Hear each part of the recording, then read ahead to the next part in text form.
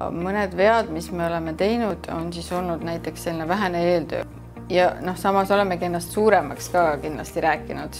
Et kui kontakt on loodud, et siis peab leidma selle aja, et follow-up'i teha. Mina näiteks näen üheks veaks, mis on teinud, on, et me oleme andnud eksklusiivsusõiguse. Et suurim viga on võib-olla see, et ei ole piisavalt pingutanud. Ei maksa kohe marssida kõige suuremate ettevõtete juurde, sellepärast et nende soovid ja mahud võivad olla lihtsalt nii suured, et sa ei jõua seda niikuinii ära teenindada. Teine asi on see, et võiks olla julgust oma toodet kohandada. Et inimesed küsivad, et kas saaks näiteks seda toodet odavamalt.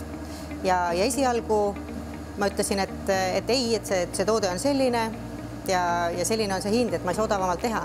Aga pärast ma hakkasin mõtlema, et tegelikult saab.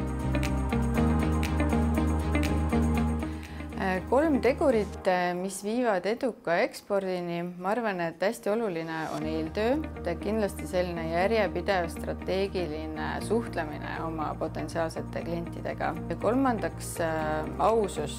Need 3 tegurit võiks olla toode, tooteperekond, siis kindlasti usaldusväärne klient ja hea meeskond.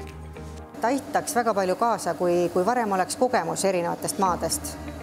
Ma olen olnud õnnelik, et olen saanud umbes 10 aastat oma elust elada mujal.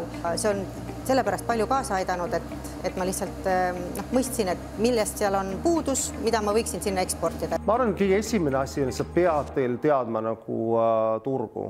Teil on see, et me peaks nagu numbrid alati selgeks tegema, et me oleme suhteliselt kehvad nagu arvutajad ja ka toodete positsioneerijad. Tihti me positsioneerime ennast just hinnaga nagu valesti.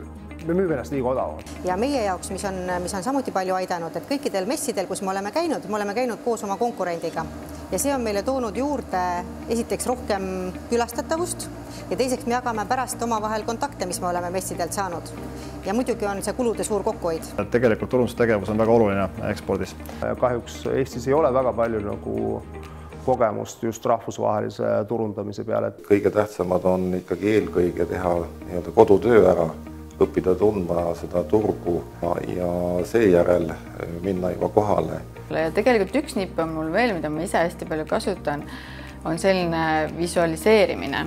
Ehk et just meie toodete puhul, kus on sellel visuaalil hästi oluline roll, siis ma kujutan ette, kuidas need tooted seal konkreetses poes on, millised inimesed seda kasutavad, millised on need kliendid, et see aitab ka väga kaasa ja hoiab selle sihi silmade ees.